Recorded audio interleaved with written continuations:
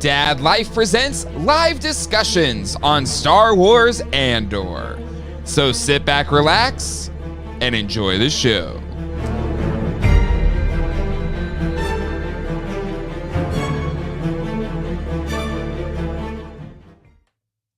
Hello, everybody, and welcome to Andor. My name is Jay, and with me, Andor, live discussions on Andor. My name is Jay, and with me, as always, to talk about Star Wars stuff is my good friend Matt, aka Everyday Inventors. Hello, Matt. How are you? Thanks for having me. And one of the most prestigious and Prolific. My good friend Ralph, aka Casino Skunk. How are you, my friend? Good. What I have in numbers of podcasts, I don't in followers. Wait. But gentlemen, I gotta say, one, for those that got used to like weekly episodes of this, you can blame me and my fandom of the Padres. Kind of took up all of my spare time watching baseball. Baseball's an addiction, man. And is there a game going on right now? There is, but Padres are out, so I slowly getting my life back. Okay. And part of that is hanging out and talking Star Wars with two of my favorite people and all of you in the chat. And whew, this is intense, like camping. But let's say hello to the chat. We got Toy Geekosaurus here, Charlie Weaver, Jeff Morris, Kayla Silva's in the house, Space Cowboy as well. And if y'all discuss that the prisoners' uniforms are sold, they got on Amazon, orange and blue. Huh? Yeah, I never thought about that. I assume we're gonna see more colors, like all of them. I'm part of the yellow squadron. I deal with electricity. Kayla is saying I guess she put in the chat the light camping joke that I already did. And I think she's trying to claim Jinx, which doesn't count because I said it first. And that's the end of that discussion. Okay. Gentlemen, where it started. I said, let's, these things kind of group up in three. So let's just wait until three have passed and then we'll jump on and talk about them. And this one ended on such a powerful but subtle note that like when it was done, I was like, oh my God, I can't wait to jump on and talk with y'all. Ralph, you already did a stream on this morning, early AM. Yeah. And Matt, it seems like you may have just watched the episode, right? I did. I just watched the episode tonight. Yep. Okay, so Matt will go first. Hot take for you, and then we'll go to Ralph's, who's had a little more time to percolate his. Forget about what happened.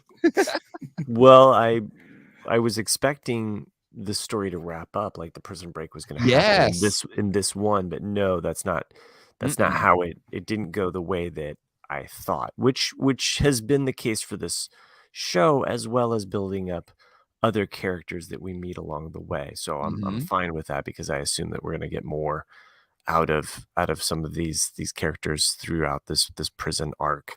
So I'm just kind of curious as to what's going to be that catalyst and that final story for this season and where are we going to end things. Love the planet that they're on and this idea of this prison planet. Kind of scared that my son, that was his favorite part. He was like, ooh, let's get back to the prison part. This part's cool. Well, this whole sequence, right? And it's been 2 episodes on the prison planet. And it almost makes it feel like, who knows? Because there's 3 episodes left after this. Yeah. But the 7th episode was almost like a transitionary episode. Yes. Kind of like a decompress from the highs of the heist and the after effects of it. And then it kind of ends with Andor getting arrested and sent to this prison camp, which really starts in episode 8, and then you're really kind of following this story. And out of nowhere, I mean, did I know? I don't think I knew that Andy Serkis was gonna be on the show. I was like, is that Andy Serkis? It is Andy Serkis. but playing a role that is so compelling. But why does it concern you that your son is really liking the? I'm just like, wow, dude. Like, are you ready for Amazon? Is this like, do you like this methodology of like being like service and I have a command kind of theory. thing? Oh, okay. Let's Ralph, the other two, your thoughts here. I mean, no on your son, but it's probably inappropriate for me to bring up. But the other two storylines are women centric, so you might want to rein in that toxic masculinity before it grows up. We'll talk about that on the other I don't know. I mean, the show's Andor. The prison stuff is like there's no action in the show at all. So this sort of like this whole prison like area with the floor being electrified, like it's the most like exciting part of the show, even though there's still no action happening. I don't think there was any action this week. Right. Last week's action was like maybe 5 seconds of Bix running through a town before she got captured. Okay. So there's like flag no on the action play on that one. But go ahead, keep going. But there's not really any action. Like there's like this is like I would say the prison stuff's the most exciting because it feels like there's a ticking clock. Yes. And we know Andor gets out, but I feel like will Snoke get out? Ooh, Charlie Weaver mentioned in the comments as well. It's Snoke's origin story, backdoor pilot. We have a theory over at a show I do where Andy Serkis falls on the floor after being hit in the head by some sort of wrench, falls on the floor halfway and burns his face. But it doesn't jive with Bad Batch or Mandalorian or any of that or Rise of Skywalker. So, well, but no, but I think the real thing is this whole prison sequence is the most. It's the most exciting because we all know it's heading towards a prison break, and it has this sort of like promise of excitement.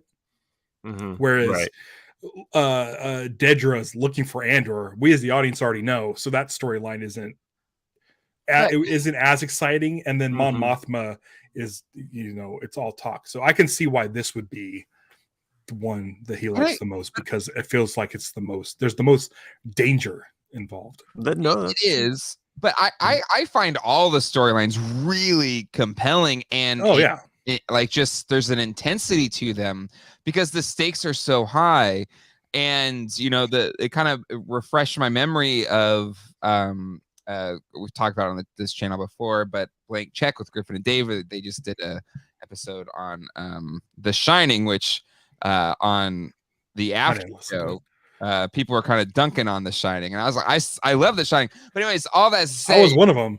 Yeah. Shining's boring. No, it's Shining's not boring, not scary, and I can give a.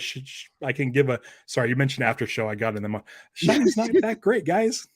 I love The Shining because it stretches out these scenes and it makes it so intense, and you just resolve already, and that's what I think I've loved about Andor is you have this arc for it's Kino, right? Is Andy Serkis's character? Yeah.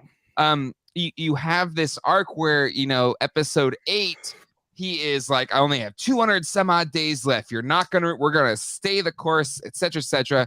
Company man through and through with this whole operation, and you have Andor just chipping away the same way he's chipping away at that pipe in the bathroom, whatever that does. And it comes to this conclusion at the end of the episode where we see the old I can't remember his name now because the doctor said I don't want to know his name, but they euthanize him, and he comes to the realization, there's no getting out here. It was like this I heard it being called like a Soylent Green moment, where it's like there's no getting out. There's no end to this. And then Kino says never more than 12, and I think it was I can't remember which article I read it in, but like to me that was just as impactful as some huge explosion or something like that. And I completely agree with that sentiment because it was just such a powerful moment. I just want to clarify, like I love the entire show. I love all the storylines. I was just trying to come out at it from how I'm assuming your son's a teenager. I'm coming at it from that point of view. Sure. He's 12. Yeah. No, you're right. So, no, but sure. As far as why he might gravitate towards that, but I mean, I like the whole show. Concerning Olaf though, doesn't he not remind you of 99, like from the Clone Wars? Yeah, had a bit of that vibe. For sure. Like there is a little bit of that aspect of like trying to carry the old man to the retirement. Like, he's not gonna make it. He's gonna make it. You got 44 more days left, buddy. You know, and just like that attitude. Yeah. So. But yeah, they just shift into different levels, and now Kino is totes on board the Prison Break. Exactly. It was such a powerful moment. And it's you're seeing the true Andor origin story of him taking on. I mean, he has these innate leadership qualities or these drip, but he kind of keeps running away from them, just like he ran away to this vacation planet. But well, if you had that much money, you just did this heist. You want to live a little bit, like you have nothing else to live for except for finding your sister at this point. Okay, you're gonna live it up. You're gonna figure out some things on your own. And he's minding his own business, and he still gets caught. Exactly. And I thought that was kind of like it's a really great morality tale, even for the modern man, of like saying like, well, I don't mind if they pass these laws against these criminals. I don't mind that. I don't mind, these instances that occur in the crime. As long as you obey the laws. Oh, hey, as long as but then this one thing happens, and then all of a sudden you're stuck in the system. Yeah, you're trapped. And it shows the machinations of Luthen and Saw Gerrera, who we saw in last week's episode, right? Of kind of forcing the Emperor's hand to over tighten the grip, because that's where the rebellion, like that's when people will actually push back against it, when they overextend and overreach. Do you think we're gonna get that metaphor at some point in this show? Like, the more you tighten your grip, the more star systems slip through your fingers. Yeah. But they got to do it in the accent. Yes.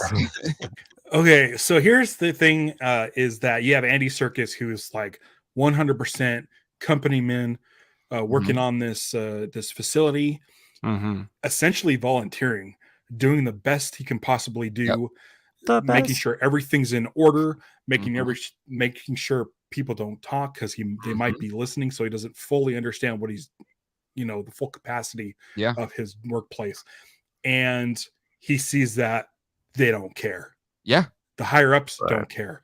Yep. At the same time, we have Dedra, who's working a white collar job, literally. She is doing the best she can, working for the system, and the only thing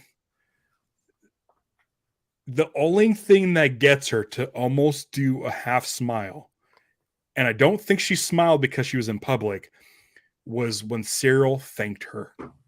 And when Cyril thanked her, that's the first time anybody thanked her for her hard work. So here you have two people who are doing everything they can for their work, and they realize that they're just a cog in the machine and they're disposable and they could be replaced at any moment, and it doesn't matter. I've worked those kind of jobs, and it's sucky, but it's true. No matter how hard you work, you're just a cog in the machine and you're dispensable, because as soon as you're gone, there's going to be someone to take your place. And I think Andy Serkis realizes that they don't care about how many days you have left.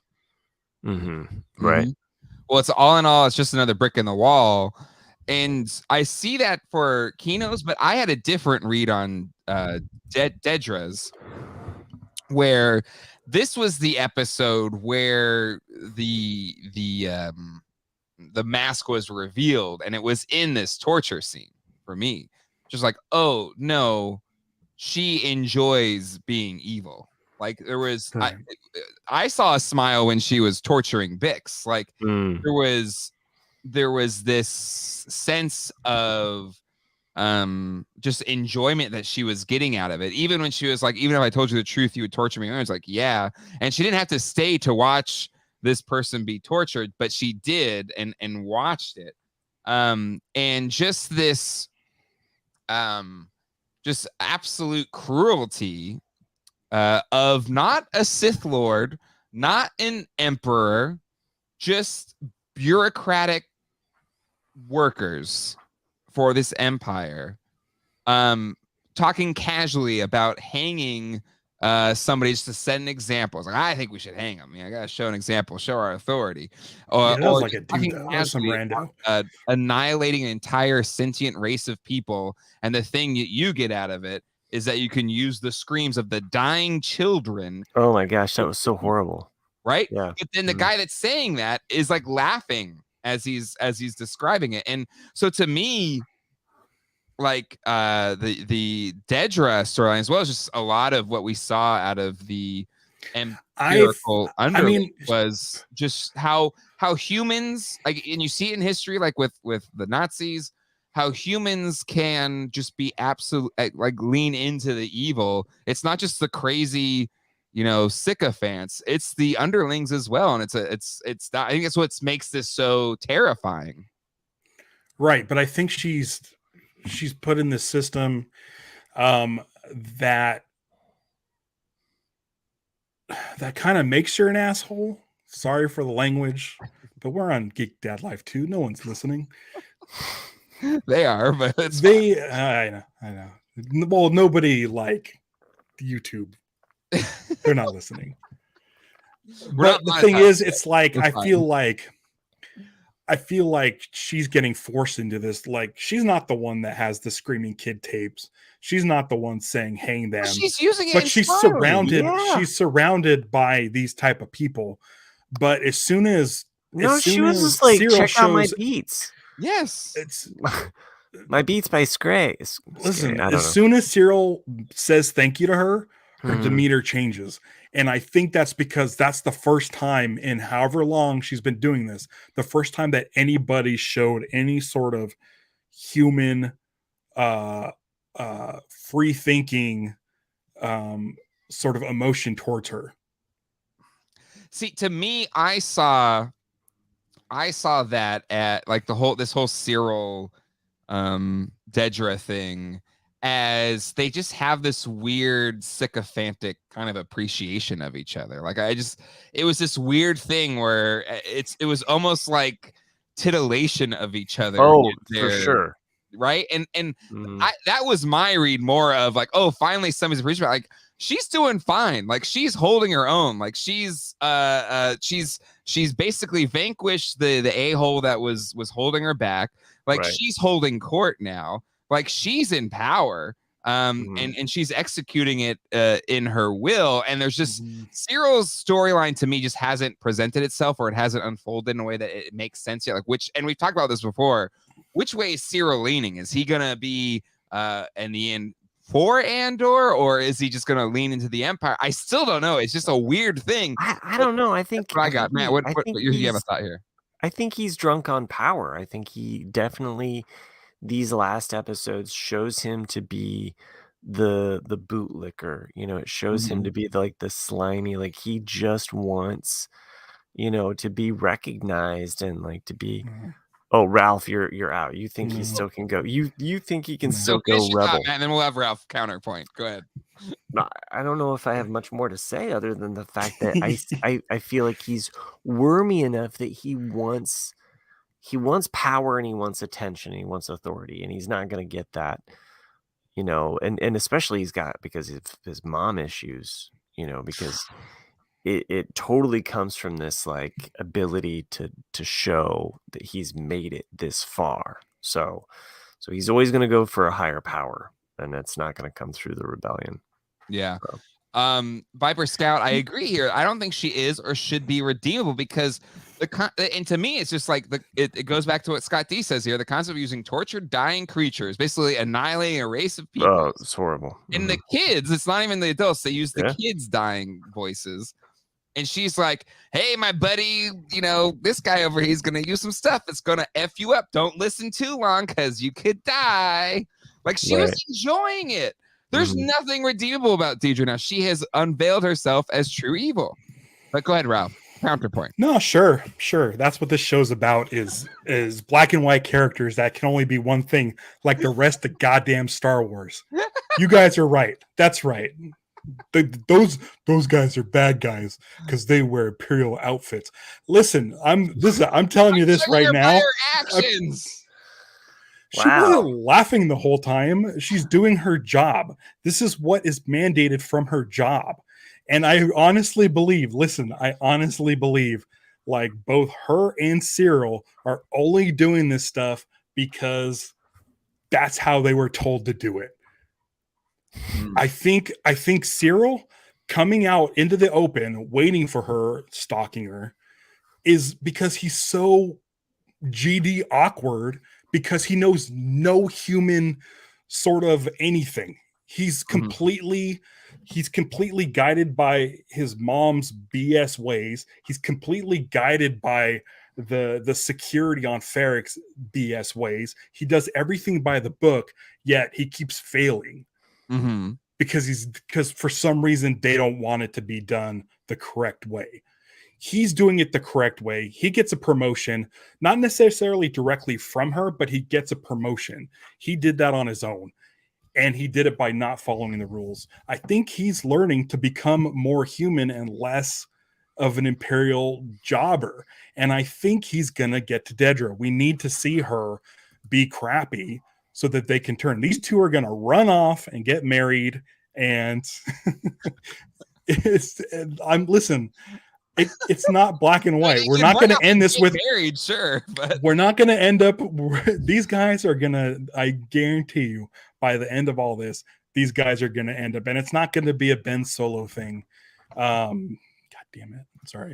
I'm getting text messages. Anybody who's text messaging or bringing me right now should know better that I am on YouTube live talking with my friends about Star Wars. What I'm saying is the way that the show is going, it's not going to be like she's a bad guy, he's a bad guy, we're going to lightsaber duel and it's going to be done with.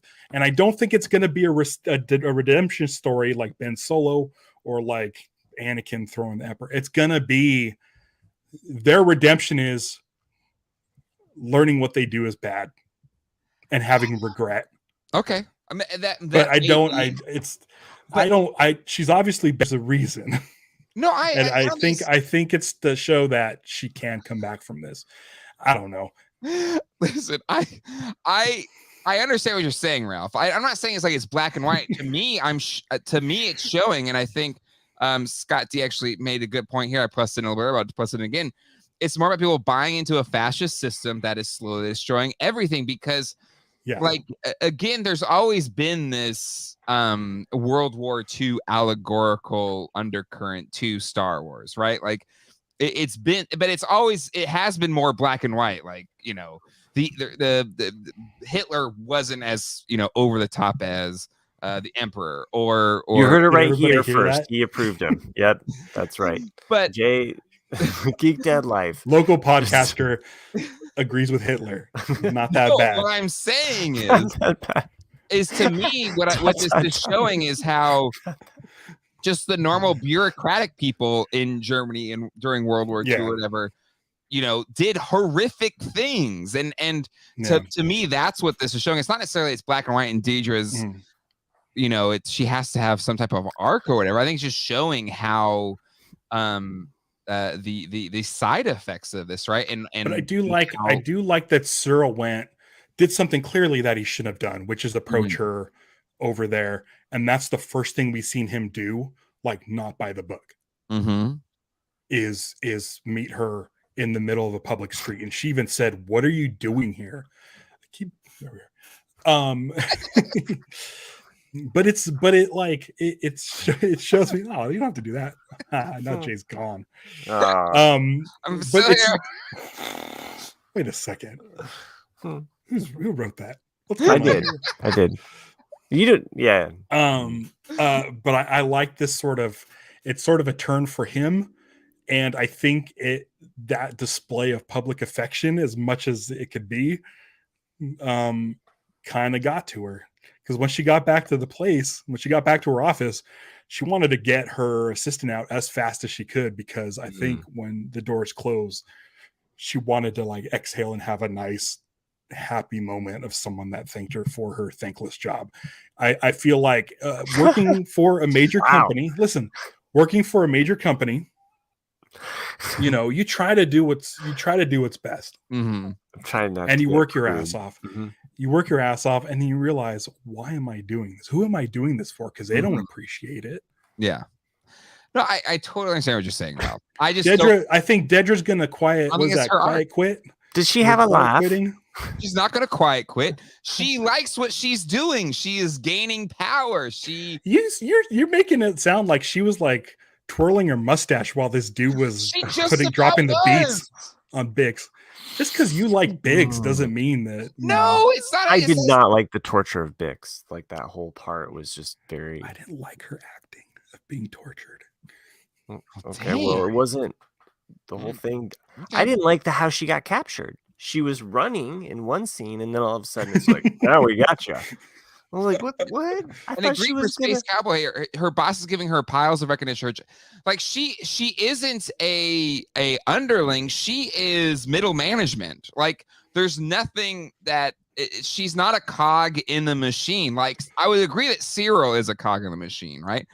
Or for Kinos, and they're literally cogs in the machine. But for her, she's middle management. There's no. Like she is literally doing the things to ascend to whatever level of power that middle management can. Like she's gonna whisk her away. That is telling the cogs in the machine what to do. Like I'm not reading that story for her at all. Are you listening to a lot of Pink Floyd? Is that your? No, I'm just saying. Okay. All right. I'm just saying. Okay, all right. Let's cogs in the machine. But we can all agree the whole Cyril thing was super creepy. Talk about getting canceled. I just very uncomfortable with the interaction. I wasn't feeling it. I was fine with it. Cyril actually doing something that's outside of the book. Like, come on. He's been brought up his whole life being by the book, and this was his first swing at being a person, and it was awkward because that's what happens. Matt, thoughts? It kind of goes unnoticed, but there's like the horrific suicide scene in the last week's episode. So that was pretty horrific. There's moments in this show where you think, oh, this will be fine, and then you're like, whoa, okay, things got heady pretty quick. So but it was cool. It was a good kind of shorthand where you hear just off screen, like, oh, who was it this time? And we're going to have to smell them all night. Like, this is something that happens all the time. And so like this prison is not a fun place to be at all, to the point where this kind of thing is like par for the course. I think happening all the time.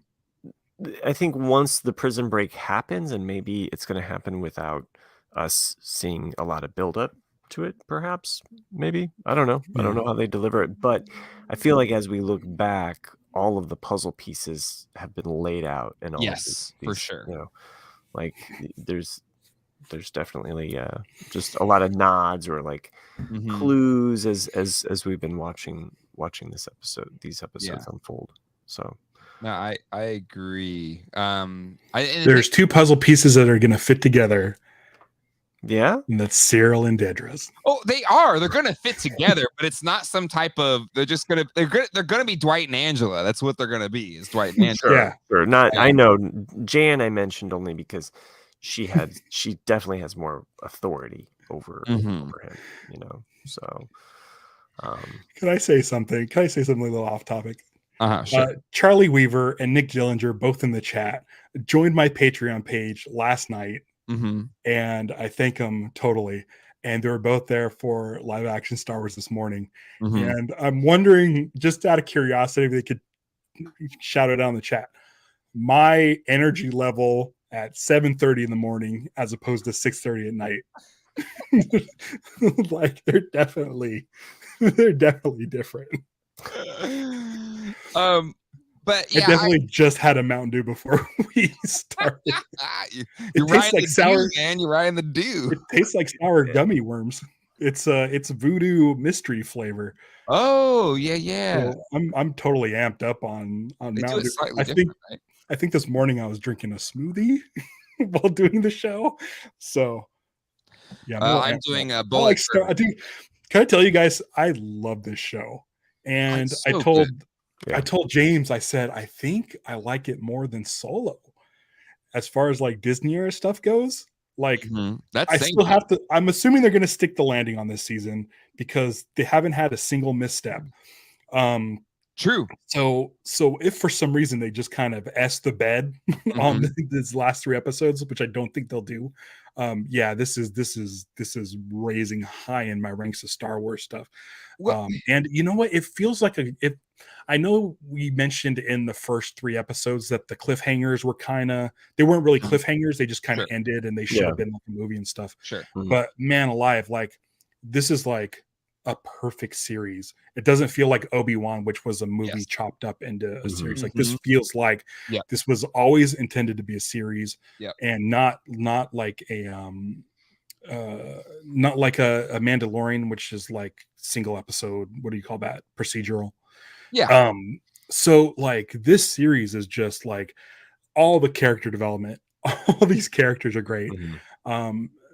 These 2 are great, and these 2 are great. The next 2 you put up are going to be great. Like everybody, like I want acting nominations on this. I don't just want technical awards for Andor. I want them to be submitted for acting Emmys, because this drama is amazing. Yeah, it is Star Wars for adults, right? And right. And and it's the first one of its kind, because I think in general Star Wars is for the kids, and then it's also adults can enjoy it, right? But this is like the first I mean, I think Rogue One, the reason why so many people love Rogue One is it also is a pretty, Star Wars, even though there was Darth Vader, there was maybe some of the more action a space battle. A space battle. There's no space battles in the show. It's crazy. This is definitely Star Wars for adults, and maybe because of that, it's probably the least successful Disney Plus series. Like the ratings aren't great on this show, but I hope they understand, because I think there's supposed to be a season 2. I hope the critical acclaim, to your point, Ralph, like if it gets acting awards and stuff or whatever, encourages Disney to say, okay, maybe it won't be as populist as a Obi-Wan or a Mandalorian or whatever, but the critical acclaim is kind of worth it. So we should keep doing shows like this, because you're right, Ralph, this thing has been pitch perfect. Like there's not a clunker. There hasn't been a clunker yet. And we can all admit there's, even in Mandalorian, there's sometimes like, that was kind of whatever. It's kind of just, kicking the can or whatever. But it's just been fantastic throughout. Matt, what's your kind of thoughts on that? How do you feel about this being the adult Star Wars? Yeah, no, it definitely feels like adult Star Wars. I like that we're getting that aspect of it. I hope that much of what you said, I hope they don't bail on this. I hope they can continue to kind of mix with this or play within the parameters of what we're getting. I do think, going back to kind of like one of our earlier conversations, had they tried to shoehorn this into a movie, we would have had a lot more formulaic kind of aspects of Star Wars movies. Like, okay, well, we have to have that droid in just about every episode. You know what I mean? Like, and I don't feel like we have to have that pull or the that cute droid. He's a cute droid, but kind of he's not in every damn scene. That's a great point, Matt. I think one of the things too, like technically speaking, I'm assuming the show is behind the sort of adult barrier on Disney Plus. So like if your kids, Jay, jump on their accounts on Disney Plus, they won't be able to access Deadpool or Daredevil or Andor. I'm assuming they can't get to Andor. Whereas I'm sure if they want to watch Mandalorian, they could pop that on whenever. So those numbers could be down that way. Also, a lot of people, and you said it too on the first episode of Andor, you wish that you could binge the first 3 episodes. I have a feeling once the series is done, people might go back and just watch all 12 at once. Friend of the show, Robin from the old Media Junkyard days, he's like on episode 5 or something. He's on the eye. He's watching that on Tracked. So it's like I feel like people are kind of waiting to watch it, and then I mean, I think Disney they've already greenlit season 2. Yeah, that was before any numbers come in, and I don't really care about the numbers. I mean, if they're gonna have season 2, keep doing this. Don't. My only issue with the numbers is that if Disney wants them to make sure the numbers raise and start putting in like dog fights and lightsaber duels and stuff, but I don't. Doesn't need the way the show's going. Kathleen Kennedy on the red carpet for Andor seemed super proud of it. Was talking about that this is a little bit of an experiment doing a more adult themed Star Wars. And I know George Lucas has always said Star Wars is for 12-year-olds, but I mean, sometimes 12-year-olds grow up and need more than just explosions and Easter eggs. Yeah. Because I'm quite frankly, the Star Wars fatigue is because it's just noise. Yeah. There is no noise in this show. It's so quiet. This latest episode, nothing. There was literally no action scene. Yeah. I don't even think there was a single blaster on screen, unless Dedra's carrying one. We haven't seen a TIE fighter in 2 episodes. We've seen this whole. We're on episode 9 and we've seen 1 X-wing on this series, and it was parked. Yeah. So it's crazy how not Star Wars it is, but at the same time, it's like some of the best Star Wars there is. Exactly. And because it's something so refreshing. And the thing is what's great about the Disney Plus ecosystem is you can still have the George Lucas Star Wars is for 12-year-olds. It's still can be made, right? Case in point, last Wednesday they put out Tales of the Jedi, which is, I will say though, that was also very dark. I do want to let's save Tales for Jedi because I do want to close that. I do want to talk about that because I think it's fantastic. Sure. But that was also pretty heavy. But that's what's great is there's so much Star Wars out there already. You can pick your flavor. And right now, my flavor is Andor, like a nice, good, hearty meal. And I know we have to wait a full week to watch each one, but it's fine. But every time an episode ends, I'm like, shoot, now there's only 3 more. And then next week, it's only going to be 2 more. And it's this ticking clock where I do not want Andor to end.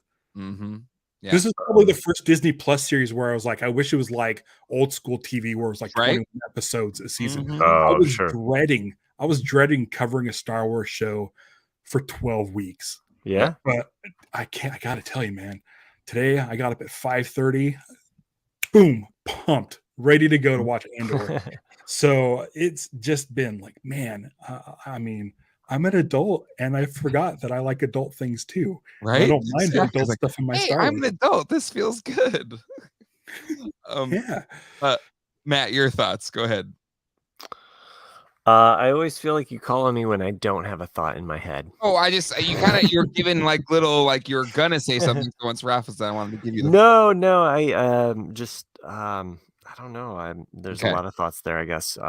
So we Ralph, you were talking about, I guess that fatigue or my brother who like I had mentioned before, I did a show from his house, where he's really into Mandalore.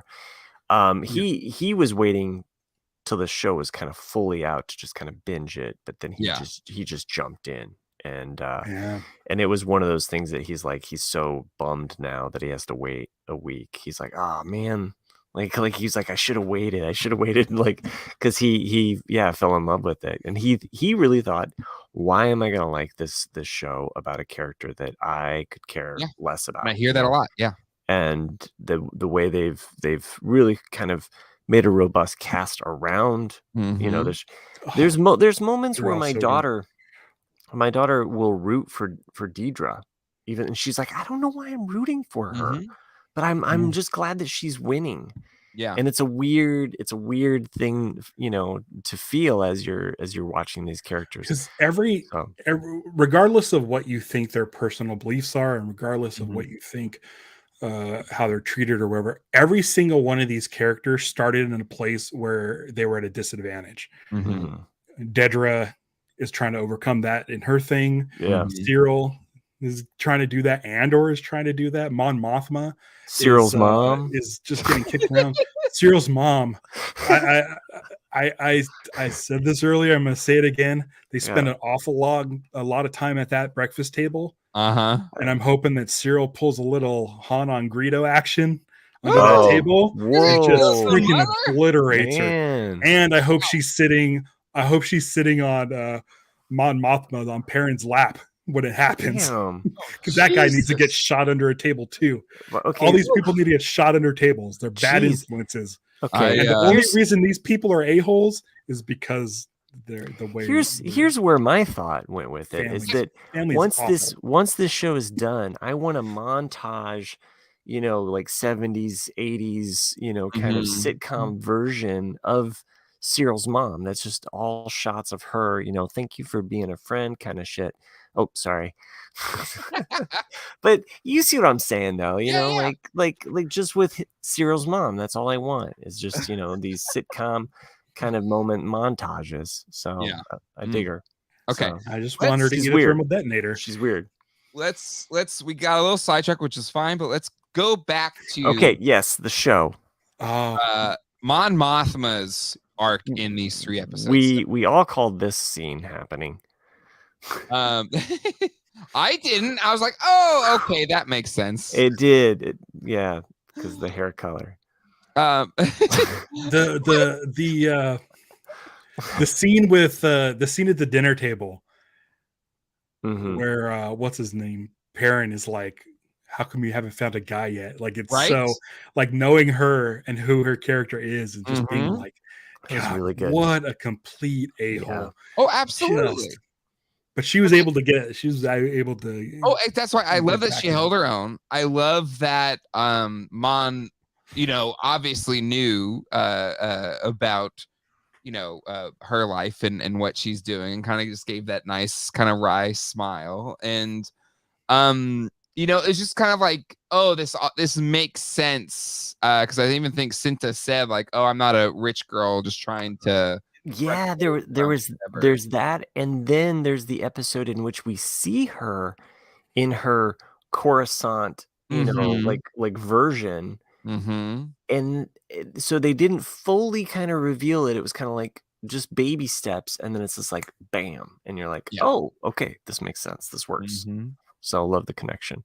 It fits. And it doesn't feel forced. Like, here's 2 random characters together.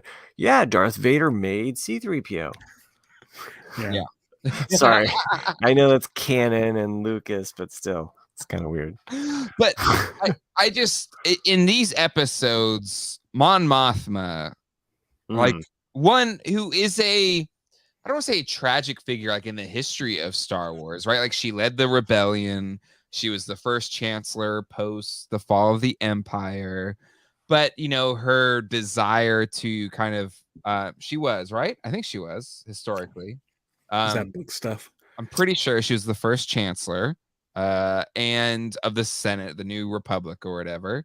And I believe historically she basically wanted to kind of de-arm the Republic, but those choices is what led to the New Order kind of rising within. But anyways, all of that is to say, at least according to the current canon, they could change this canon in the future, whatever. But I love her journey here. One, the scenes here with her cousin, but then also for me the moment, the episode that just kind of had, I don't know, just like electricity beyond electricity was, in that little moment where they're in this dinner party around all of these, social elites of Coruscant that are living it up while there's so much awfulness in the world. And she kind of reveals herself to this childhood friend. It was such a powerful, and again, where Ralph, you point out, like, just it's so quiet for a Star Wars show, but to me, this was so explosive and so amazing of a scene. Mon Mothma's arc in these 3 episodes, I think, is incredible, and some of my favorite stuff in Star Wars of the Disney era. But Matt, I'll let you have first take here, and then Ralph, you can follow up. Okay, for one, when this character appears, it threw me for a loop because I thought it was Chancellor Valorum for a hot moment. So I was kind of like, he does kind of a Valorum look too, does he? I was like, I was doing that like, so it took me out because I was trying to track down the Star Wars, and I was like, no, he's not. Okay, no, well, what?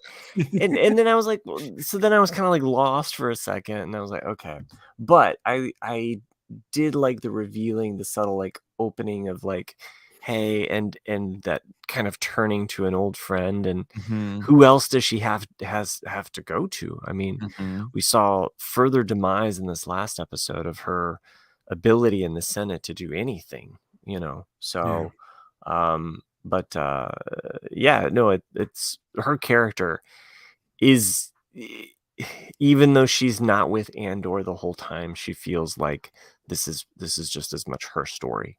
So yeah. I think I agree. I think it's amazing. Ralph, your thoughts? I think it's interesting because she's getting crapped on in the Senate, and this banker found a loophole to get her money, and making it look like it's something that she's owed, that every senator gets. What was it, 400,000 credits or something was suddenly going to appear in her bank account. And even though it's something that every other senator gets, she doesn't even want to have the appearance that she's taking government money, which I thought was really interesting, even though she knows that it's not necessarily government money, and she still doesn't want the appearance of she's taking money. It's like recently that sort of happened with people talking about not giving people handouts and stimulus checks, yet these same sort of senators or congressmen or whatever are taking government money from the mob, right? That's how I read it. It's like Dave O'Scullen is the mob, and they need someone to launder money, right, or get a loan, essentially. Yeah. And well, but it's still under the guise of receiving like stimulus packages from the government, correct? I thought it was because he's like a seedy underling, or whatever. He's a mob boss. That's how I kind of read it, and he's going to loan her money that will then kind of balance her books. Matt, you have a thought here? I took it to being like kind of like dark money. It's like it's money that's being like laundered through the system. It's coming from a certain specific area, but nobody knows where it's coming from. So on paper, it just looks like it's coming through these areas. But she's at a 400,000 deficit because she gave to the rebel. She withdrew $400,000. Right. There's nothing to account for the 400 grand.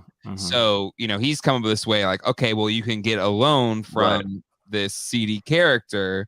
You got to make up for that money, or else as the budget comes through, you're basically, if that money's not there, where did it go for? You're gonna have to you need receipts, which you don't have, which you won't have, right? To give. It's how they got Al Capone and all of the biggest mob bosses. It's all about your taxes. So. Right, and so it's she. I think he mentioned how a lot of affluent people use this to cover their tracks for not having to pay for taxes. Sometimes you can just go to the Supreme Court and be like, "Please don't let them release my taxes." So just hypothetically. Hypothetical, yeah. Hypothetically. But to me, I think that is the. I don't know. It's her having. She wants to play it nice, but realizing that she's going to get her hands dirty. No matter how hard she tries this, she's getting her hands dirty, and she's gonna owe somebody something. There's that too. The thing that I love is, again, if you look at the history of Mon Mothma, it checks out through her whole timeline, right? Because even in Rogue One, apprehensive, like doesn't approve this thing to get Death Star plans, and even when she is the Chancellor after the fall of the Empire, she has these morals that basically in turn hinder her from ensuring that democracy wins out. And I think there's something to say, like you have a democracy maybe because you have a military that ensures you can keep the democracy or whatever. Like it's this trade-off, and in this case the rebellion is like, yes, you have your ideological beliefs, but you also have to play dirty to beat the empire, and it's something that she isn't like fully under or willing to give up her ideals to actually play dirty.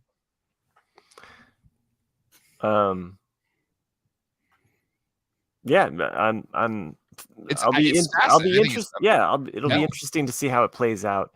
And knowing that we still have a season 2, I really do kind of hope that there's some larger dominoes that play out in that next season. So we didn't mention the K2 droid yet, which we'll get to it. Sorry. Final thoughts on Mon Mothma's arc here in these 3 episodes. I think it's amazing. I think everybody here thinks it's amazing, right? Nothing right more. Right. She's growing into her own moth. Nah. Hold on, I got you, fam. I got you. Hold on. It's like a butterfly. Here it comes. I'll do it now. Okay. All right, moving on. Just this Saw Gerrera shows up in episode 8. Cool. One scene talking about Kruger. Well, I think Luthen's trying to bring, or at least make sense to Saw, and like, hey, play nice, which he never does. And by the time Rogue One comes around, which is right before the Battle of Yavin, he's clearly completely separated from the rebellion. Right. But I like this scene. Any thoughts here on Saw Gerrera? Ralph, take first pass on that. I think it was a good scene, but purely to set up his character a little bit more for Rogue One. For people who might not be familiar with like the Clone Wars and stuff, it was just a scene showing that there's different sort of factions to this rebellion. There isn't really, it's not an alliance yet. They haven't aligned themselves with each other, and this is just showing the sort of the seeds of what Saw is doing. I don't know if he'll show up again in the series. I don't think as far as season 1 goes. Yeah, next season probably. Yeah. But I think with this season it was just purely a setup for his character.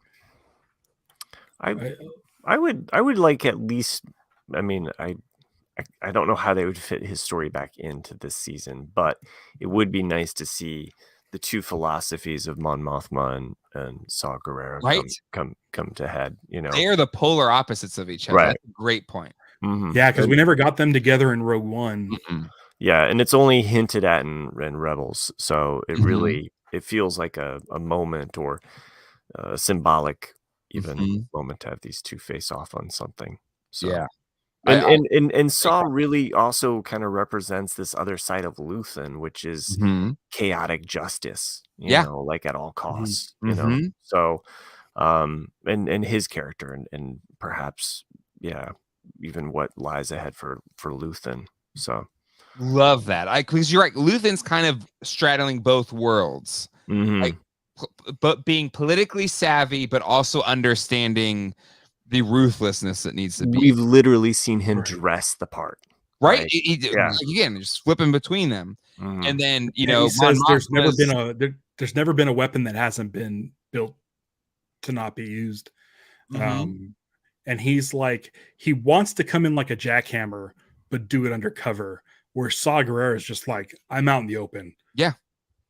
Then he has to live in caves. Questioning where I stand, but he's been that from like even in Clone Wars when he was first introduced, and Rebels and Rogue One, and now this, and I that aspect of Saw Gerrera I think is a compelling thing, and I like how Luthen is in kind of between, and Mon Mothma is the other side of that, right? So great call on that. I love that.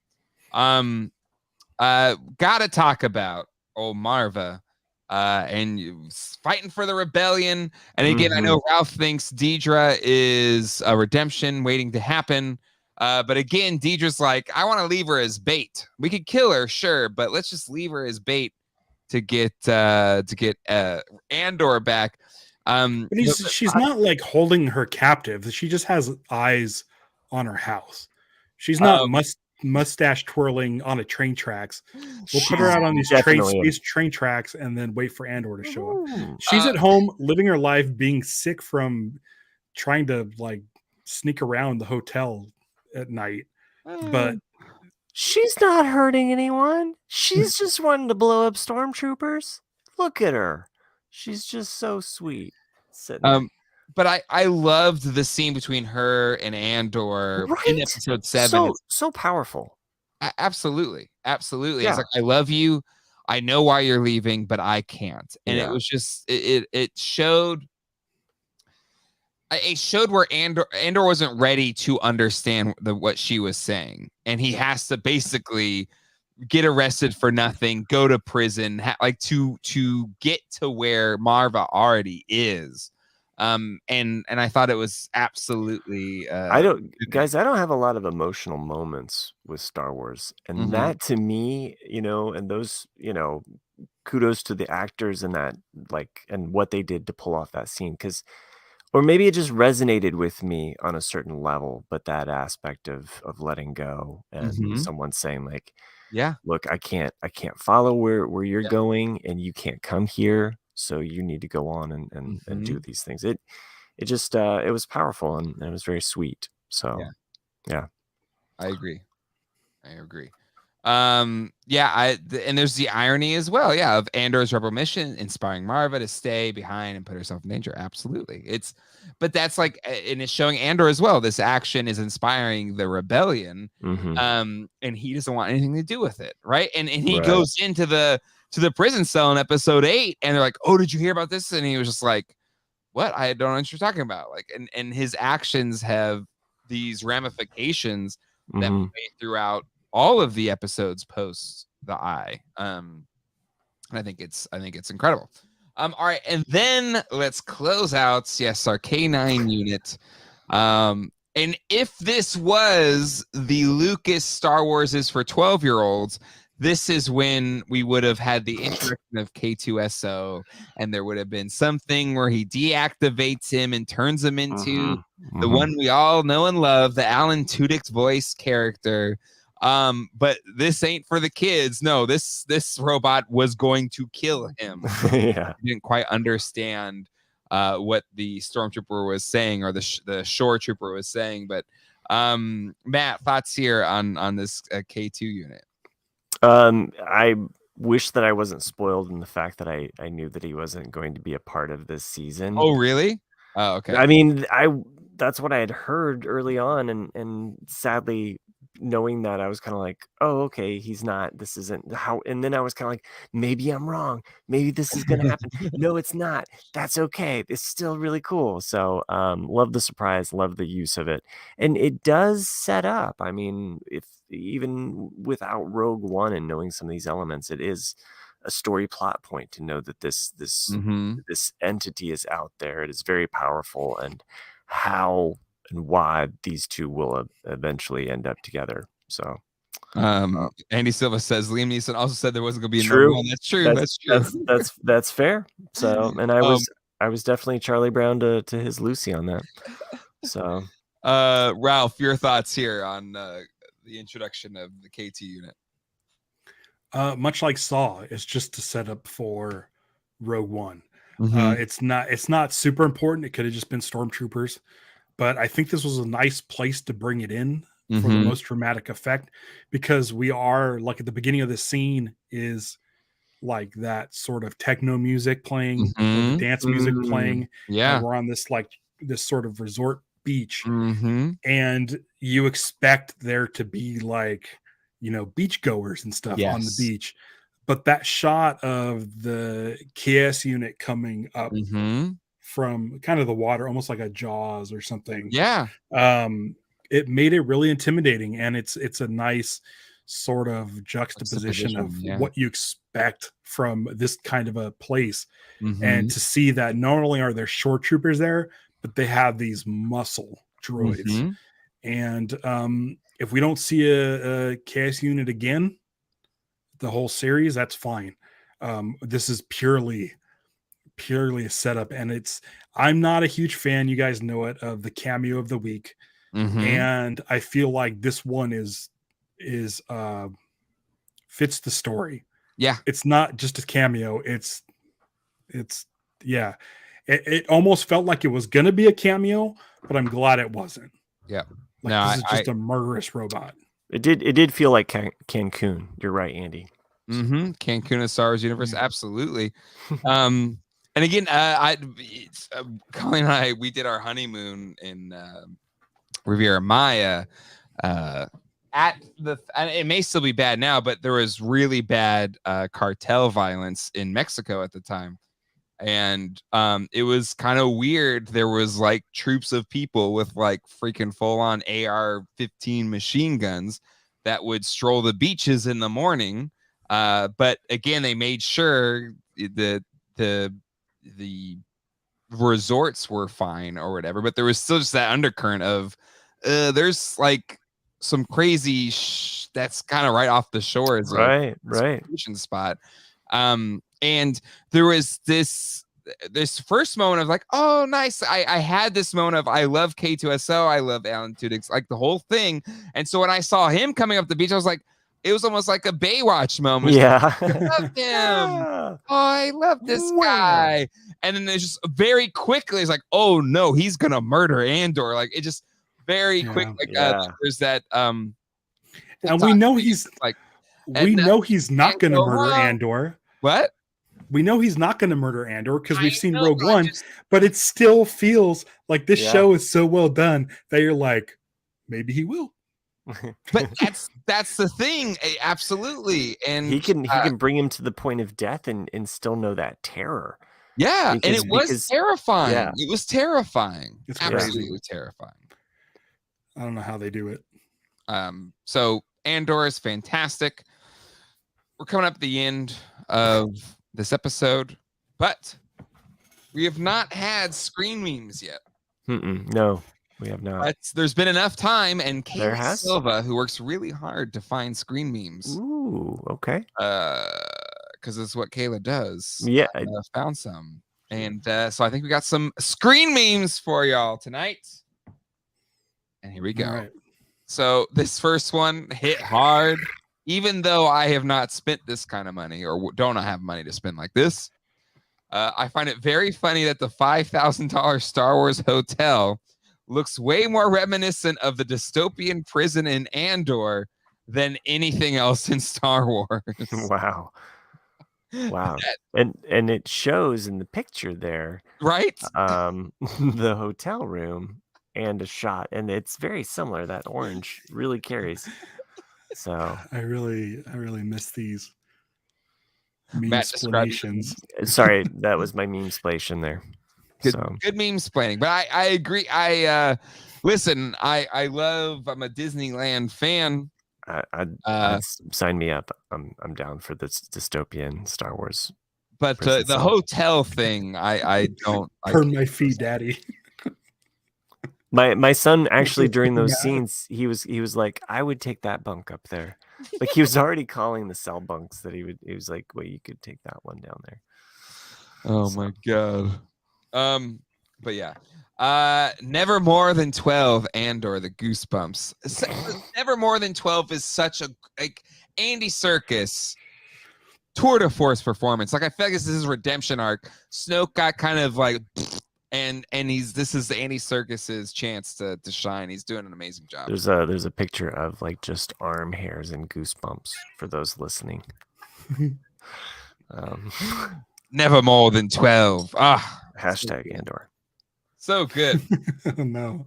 Here's Cyril, the classic Scarlet Witch. Oh God, that's great. You took everything from me.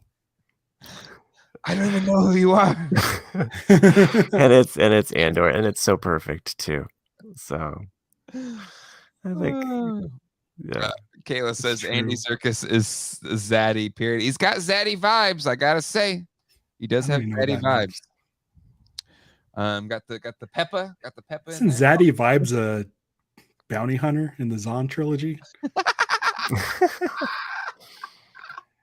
I'm waiting for my zaddy vibes action figure. I think it's an IPA. I think they announced it at PulseCon. It's the next Black Series figure. Is Vibes. the bounty hunter's Zaddy vibes. Oh my god. Cyril Karn waiting outside for Dedra to arrive at work at ISB. It's hilarious because it's a picture of an old school Ewok and its eyes are just like, Wee! Oh, that's so good. I was just watching an episode of The Brady Bunch, and Greg was trying to hit on this girl, and he's a freshman and she's a senior, and it was so awkward, and he didn't know how to do it, and he just kind of hung around and stood by her and then tried to do everything he could to like get close to her. And I'm like, yeah, that's Cyril. He's awkward. He doesn't know how to be a person. But okay, but then when he said like I hang out here every day waiting for the chance to try and see you, that's like, ooh, that's so sweet. I'll do anything for her. It's stalker. Kayla, what's the opposite of Zaddy vibes? That's what Cyril.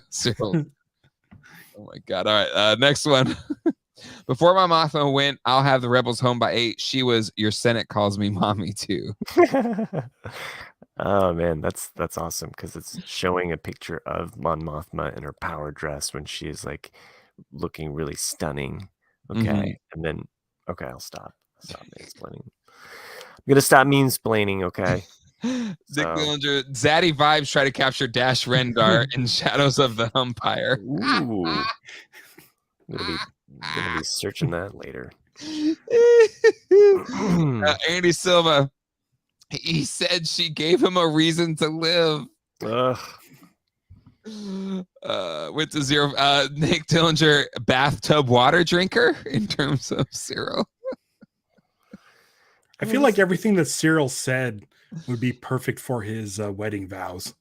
No! Ralph, stop it. Was she like, I've never had a bootlicker this low before. Like, because I mean, clearly her young Tarkin guy, like, you know, she's been using him. Oh so, my god. I can't. Yeah, That's it for the all right. Thank you. Thank you, Kayla. Thank you, Kayla Silva, for sending those in. Oh, and I think that wraps it up for today's Andor live discussions on Andor. Ralph, you do your own Star Wars show weekly on YouTube. Where can people find that? At liveactionstarwars.com. That'll take you directly to the YouTube channel. Nice. It's live. It's fun. You guys have been on it before, I think. It's great. You do it every Wednesday. No Padre games will distract you. Matt, where can people find your stuff? I make art sometimes daily, sometimes really not so much daily, but you can find me on TikTok and Instagram at everyday_inventors. So check out. Beautiful. And I must thank our patrons who make this show possible. Put them up right now. Here you go. Now you can do your bit. Thanks to our patron. There's my name. There's my name. Sorry, Kayla. Apparently, we're not doing Tales talk then. Okay. Oh crap! You're right. Damn it! I forgot. Tales. It's great. Go watch it. It was so cool. So cool. Nope. I'm in Andor mode. I'm not watching Tales of the Jedi until there's 2025. There's aspects though that make you wonder, like, is this where certain characters got DNA, that might have ended up in like Mount Tantive, like it could connect to Bad Batch season 2. We don't know. We don't know. Oh, there's no more Bad Batch. Yaddle's kind of hot, huh? Well, Bryce Dallas Howard. She it's the voice and the hair is all I'm saying. Like, I didn't know she could get it. You got a thing for redheads there, Matt? Yeah, only when they have green skin. Come on. Why don't you talk about that stunning dress some more? Look, a guy can hope. Oh my god. All right. Get with Mon Mothma. Dooku's like, I've been waiting here for you all day. Jeez. All right. Let's end it there. We'll see you. Gentlemen, should we wait another 3 weeks or should we just get back to weekly on this? I don't know. I mean, Prison Break's coming up. We could talk about just that. Yeah, we're gonna have a jailbreak, so don't you fool around. And I like it's only against 12 guys. It's not going to be a huge battle with lasers. No more than 12. This. I have a prediction. Okay. Andor and the guys get the shoes, split them among 24 mates where they could hop around on one foot. And they throw all those 12 guards onto the floor and turn on the floor. The end. Bye, guys. Bye, 12 guards. Smell you later. I don't know how we're going to get off this planet, but we'll be here alive and you'll be dead. Oh, my God. Well, one thing I think will happen, and Space Cowboy sent this one in as they go to meet those security guards. Olaf had strong 99 vibes. Or Olaf. I mean, these guys don't realize that they're making giant ninja stars for giant robots. And they're not going to escape this planet because there's giant robots throwing their giant ninja stars that they're making. All right, we'll see. We'll have to wait and see. We'll be here to talk about it next week. Hit the subscribe and bell so you don't miss it. And until next time, hasta luego. And goodbye. Take care, everybody. Have a good great show, kids. Let them